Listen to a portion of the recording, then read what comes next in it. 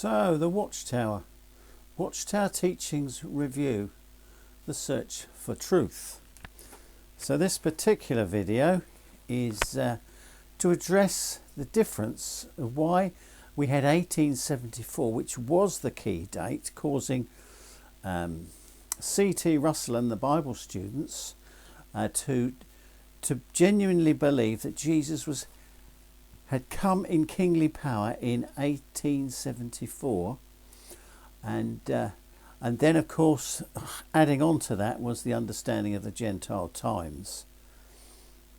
I have a video about the Gentile times and why 1914 ties in with the Gentile times calculation.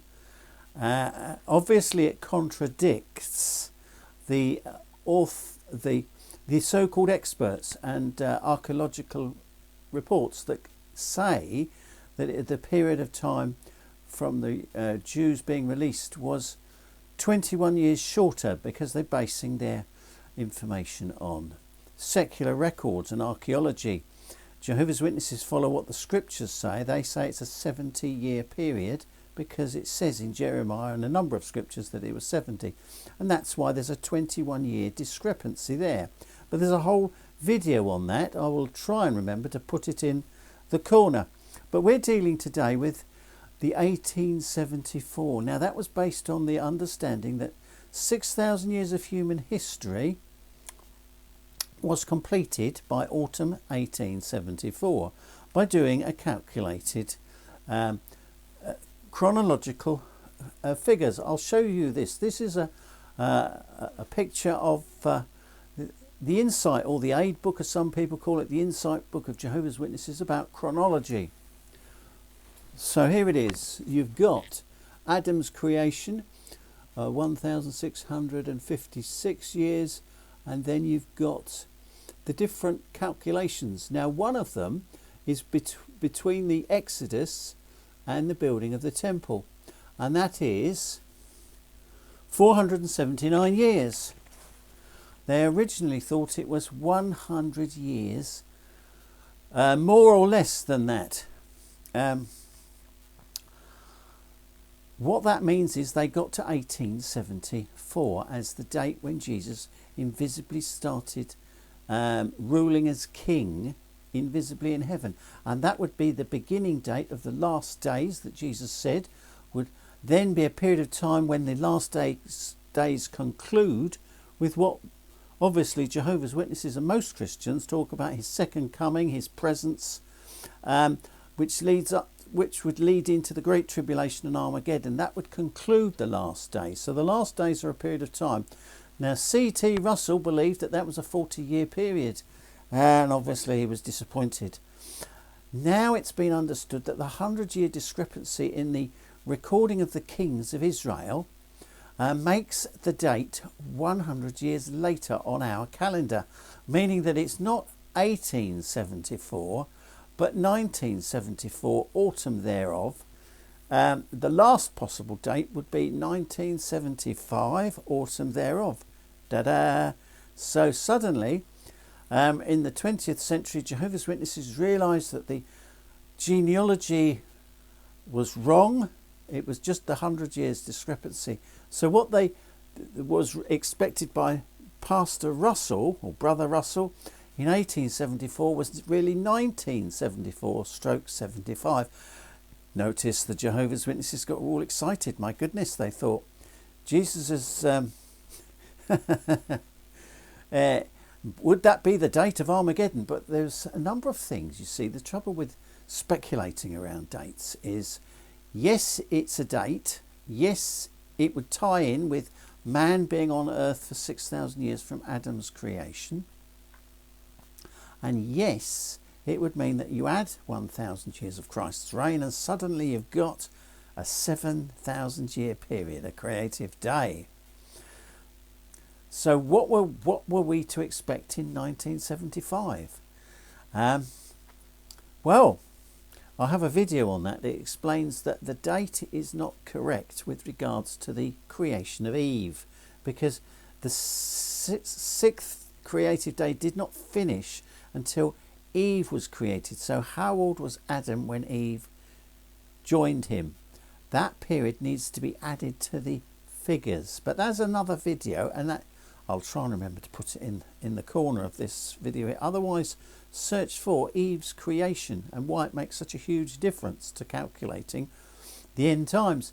And also remember that Brother Russell believed that the period was a starting date for the build up towards Armageddon. So what Jehovah's Witnesses, my conclusions is that it would be impossible for Jesus to return before that date, because that would be the beginning.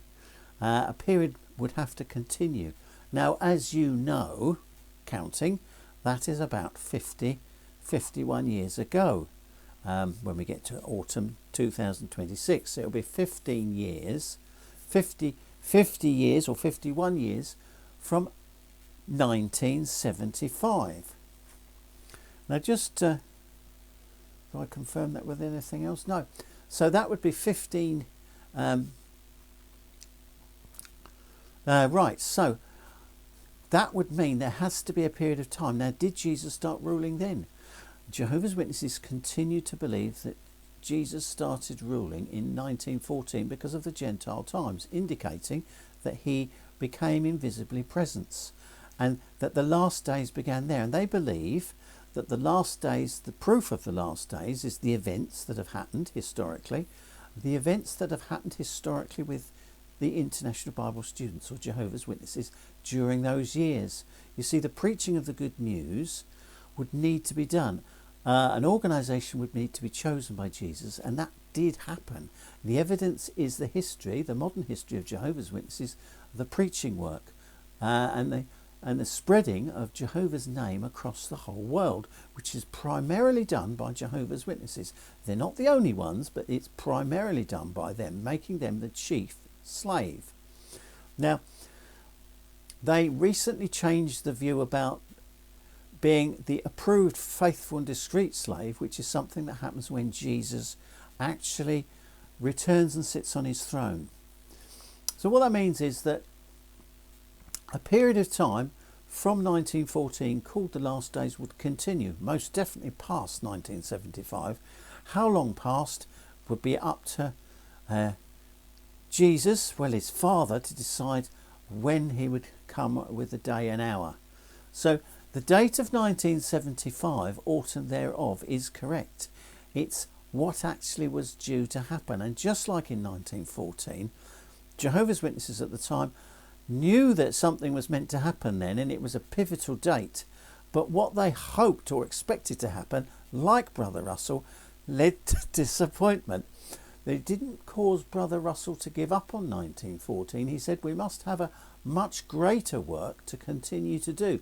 So he appreciated after the date passed that there was a lot more to do. And really the same is with Jehovah's Witnesses. If you check their publications, after 1975, lots of things have happened, and the preaching work has advanced from less than 3 million Jehovah's Witnesses then to over 9 million. And remember, every single person who's listed as that are preachers of the good news. They are preaching the good news. They are ministers of God. So finally, I'm going to make one more final video on this, confirming that 1914 is the correct date, although there are other videos I've made to confirm that that is the start date for the last days. By what we've seen historically through the activities of Jehovah's Witnesses, there are no scriptures that says that the International Bible Students are now going to be appointed by Jesus Christ as the faithful slave, beginning the last days and preaching the good news. Of course there's not going to be scriptures like that, and so people say, oh well, it's not recorded.